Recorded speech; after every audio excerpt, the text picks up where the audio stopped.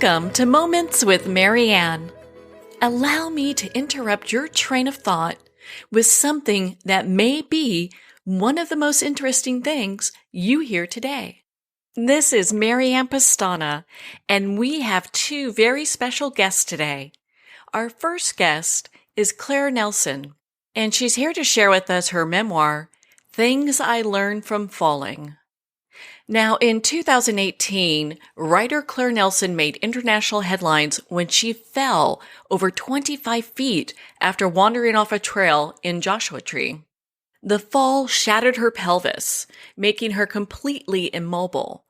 And there Claire laid for 4 days, surrounded by boulders that muffled her cries for help. So let's welcome to the show, Claire Nelson. Hi, thank you for having me. What an honor it is to have you here and to talk about your journey. My goodness. I mean, when I was reading your book, I was really surprised at just the journey that you took. Why don't you share with our listeners a little bit about your journey? Yeah, sure. It's funny. It's a journey that started. It was a journey that started within myself, as journeys tend to do, and then took me to another physical place. So I was living in London, and by all accounts, I was living a life that I had built for myself, and that was everything that I wanted for myself. I'm originally from New Zealand. I wanted to be a travel writer. I'd made all of that happen, and yet I found myself at this point when, if I looked around at my life, it was everything that I'd hoped it looked like, but underneath it, there was really nothing that was fulfilling me. So my mental health really began to sort of suffer, and I began to struggle over time. And I did that very, the very typical thing that a lot of people do is to, put on their face of, I'm fine, I got this, I don't need to talk about it with anybody, and just kind of burying it and burying it and burying it and burying it. And when everything around me started to crumble, everything within me started to crumble, and I was finding myself struggling mentally and emotionally, my instincts were to reconnect with nature and to kind of leave everything behind and go into a world where it was just me and the natural world. So I moved to Canada, almost not really as much on a whim, I think, as anyone can just move country. But it was a decision that once I'd made it, I knew there was no stopping me. And so I thought I would go to Canada.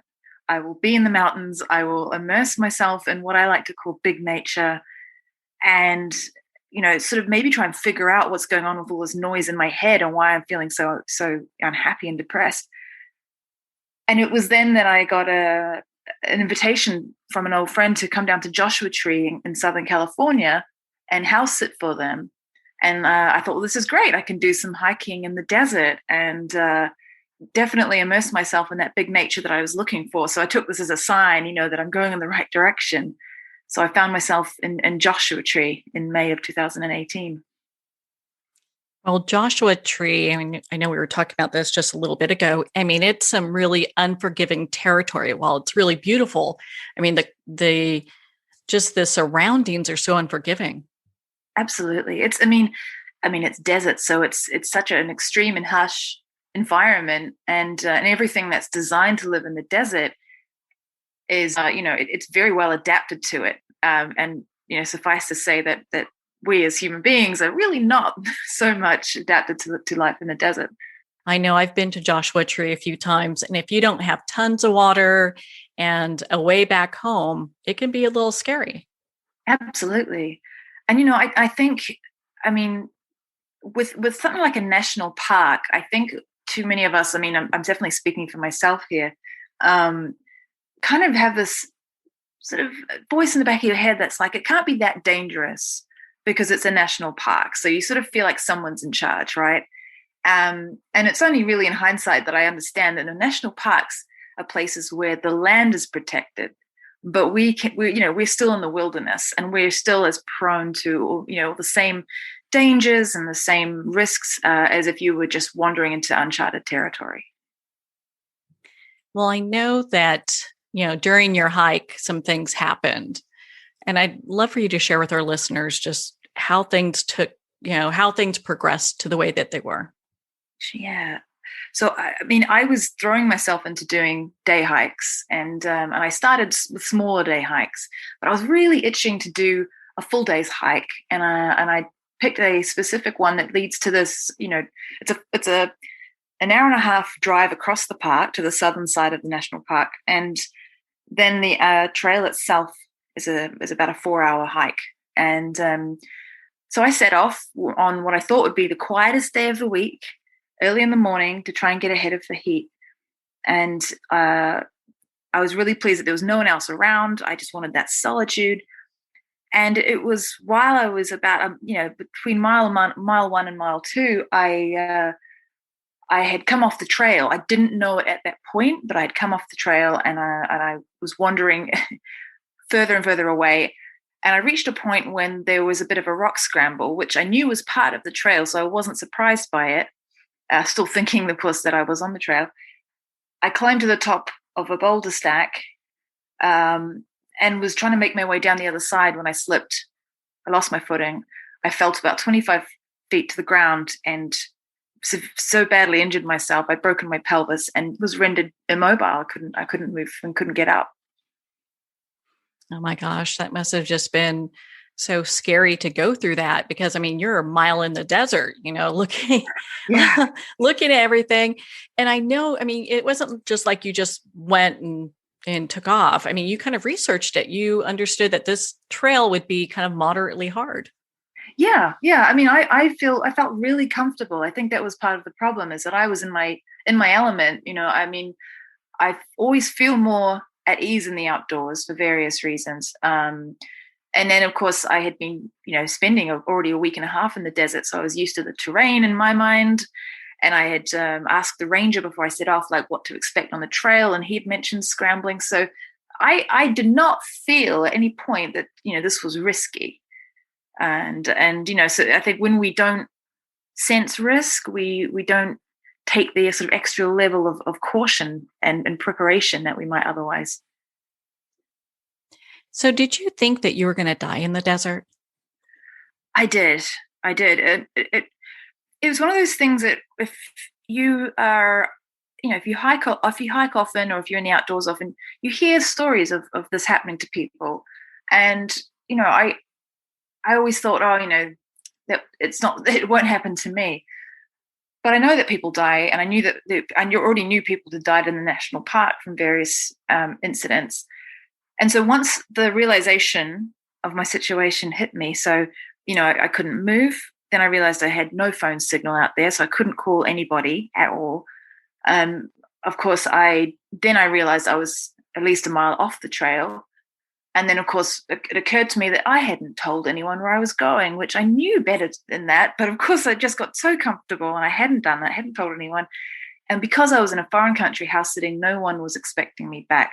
So when those realizations hit me, immediately I knew I've put myself in the situation where I'm going to be one of those people who die on a hike. And that was a really difficult thing to try and digest.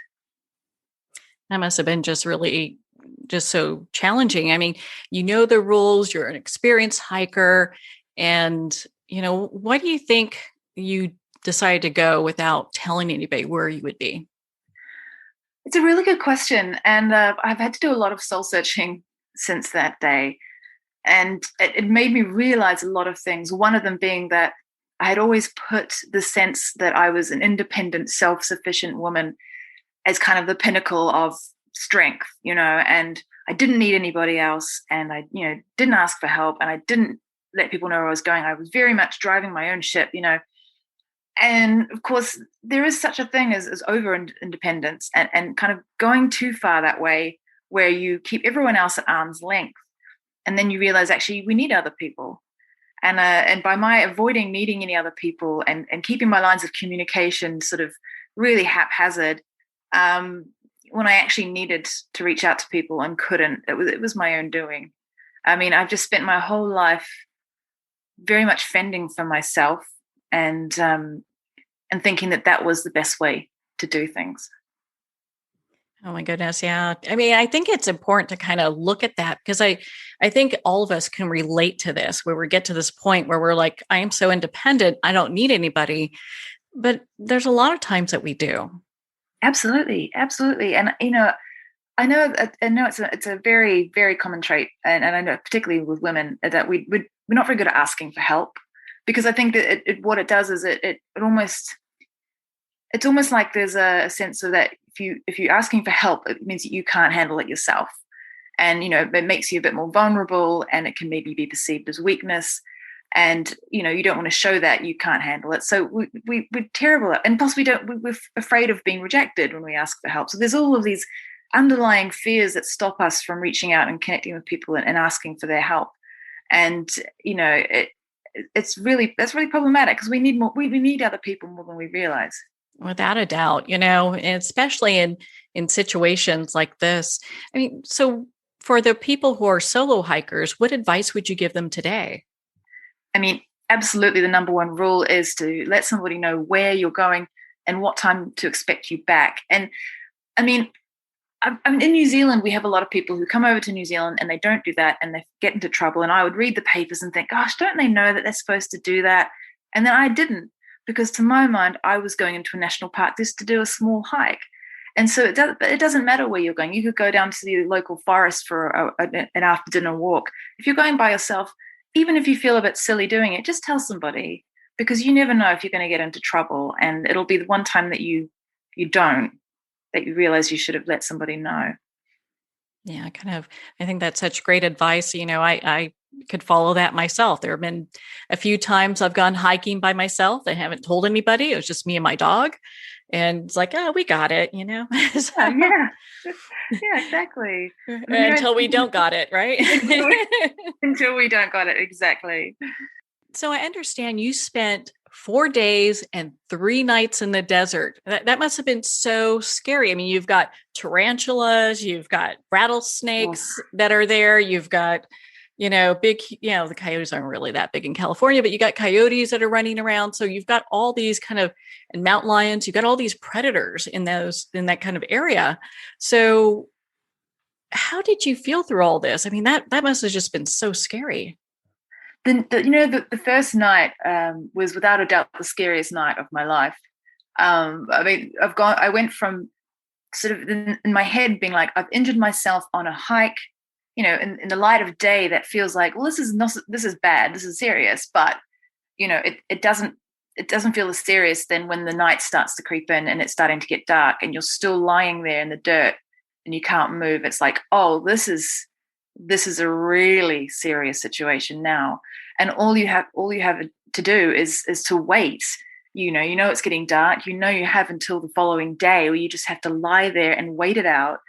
And I didn't know what was going to come out at night. And even the things that I knew might not come out at night, like snakes, it didn't matter to me what the logic was, because fear it just takes over everything else. And when you're that vulnerable and you're in the dark, which also does something to your mindset, man, I did not sleep really. It was a night spent of completely being on high alert the whole time.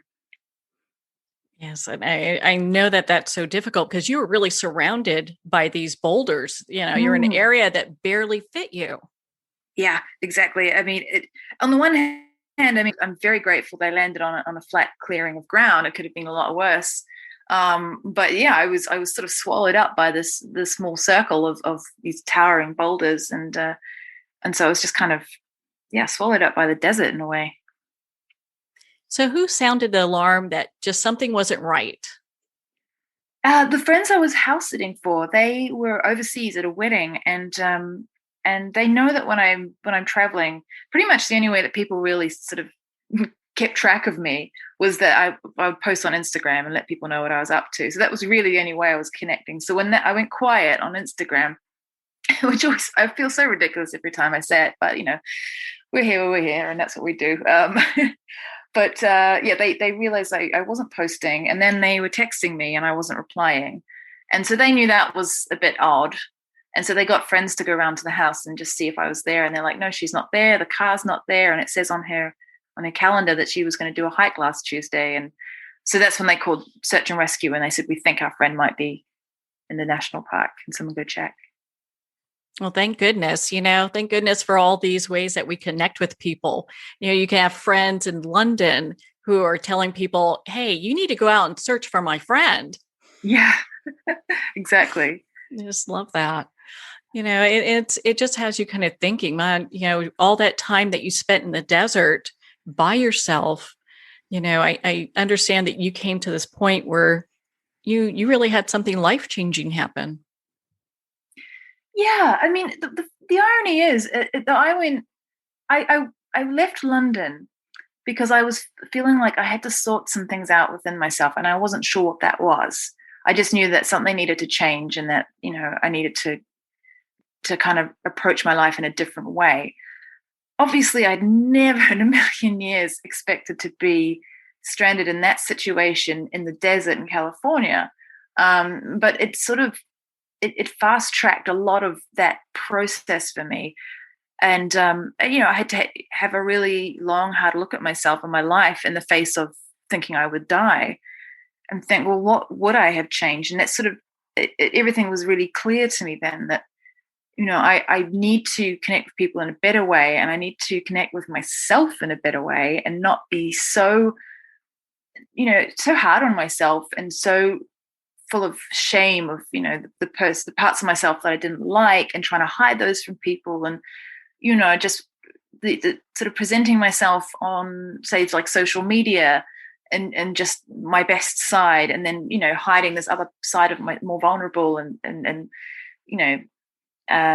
this other side of myself. And that it was stopping me from getting close to people as well. And the more I picked away at these threads, the more everything started to make sense. That I can see where I was going wrong, and oh boy, if I only had another chance to do it, I would deal with that better. So has that entire experience just radically changed your life today?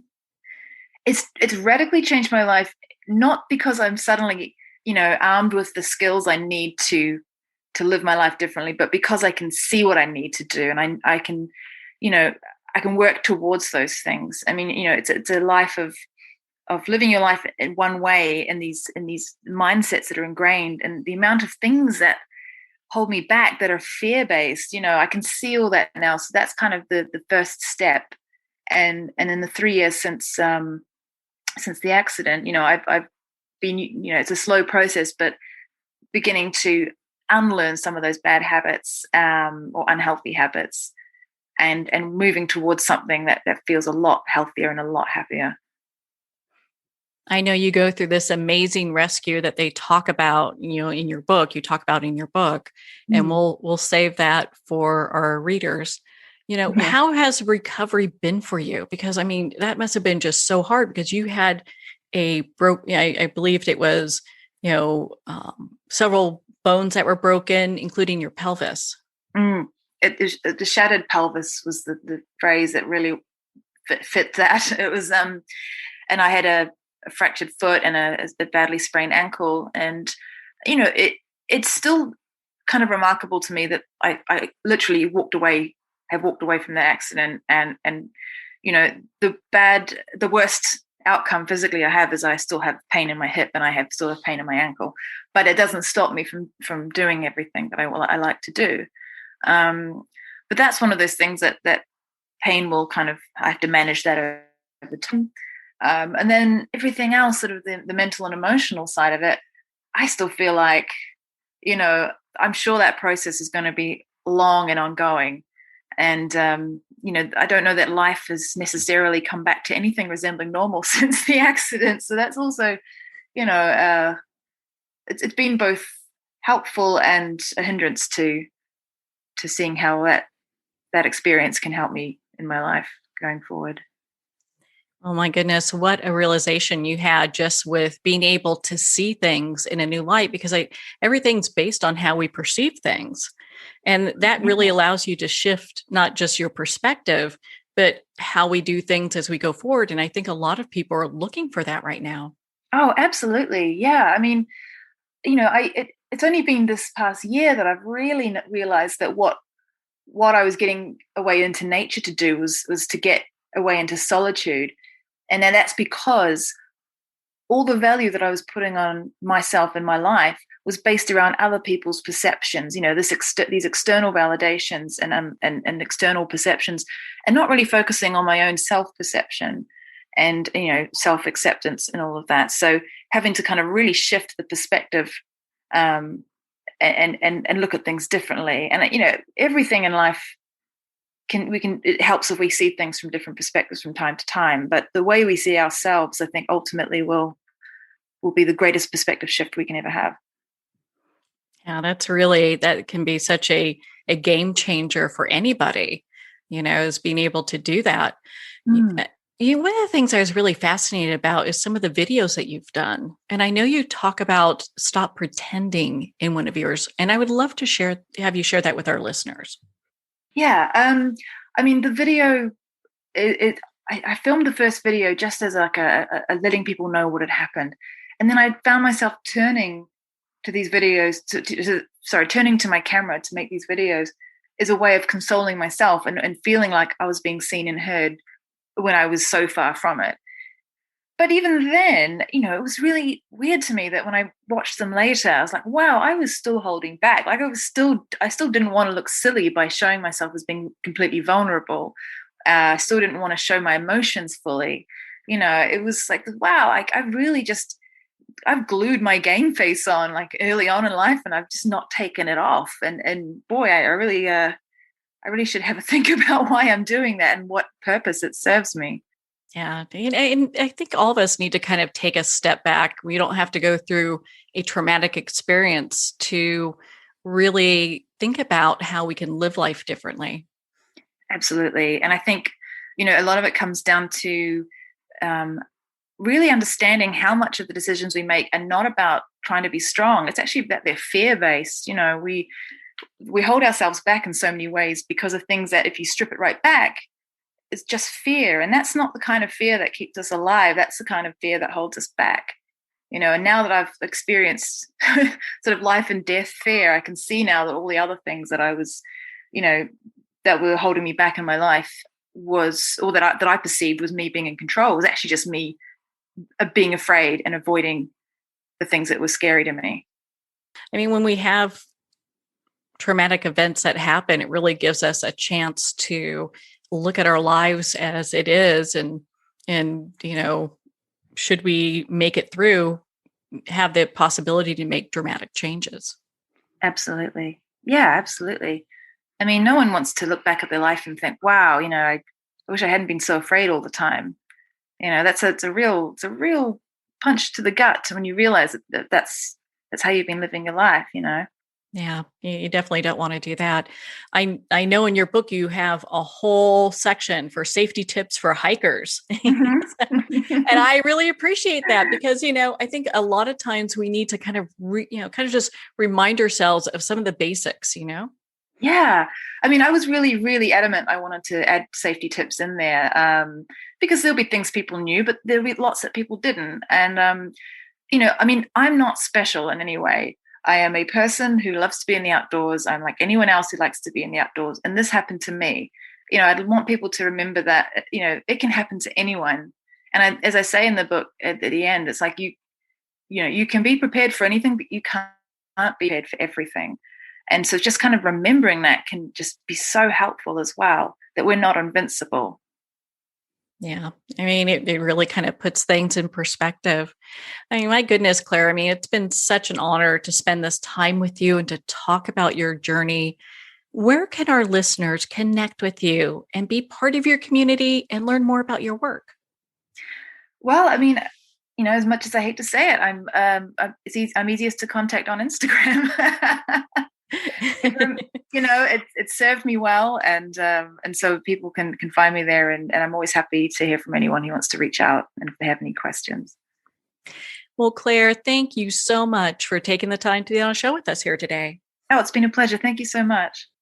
Well, thank you, Claire. It has been such an honor to spend this time with you and to talk about your new book, Things I Learned from Falling. Things I learned from Falling's available at Amazon, Barnes & Noble, and select indie retailers. And of course, if you don't see it on the shelf, ask for them to order it. Make sure to support our indie bookstores. Well, we're at the end of our time today.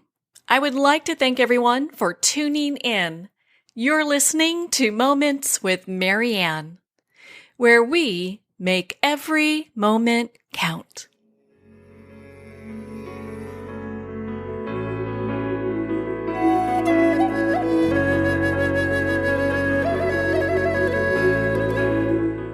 In a single moment, your life can change. Moments with Marianne is a transformative hour that covers an endless array of topics with the best of the best. Her guests are leaders in their fields, ranging from inspirational authors, top industry leaders, and business and spiritual entrepreneurs. Each guest is gifted and a true visionary, a recognized leader in her own work, and while teaching others to develop, refocus, and grow, Marianne will bring the best guest and sometimes a special surprise. Don't miss this. You never know just which moment will change your life forever.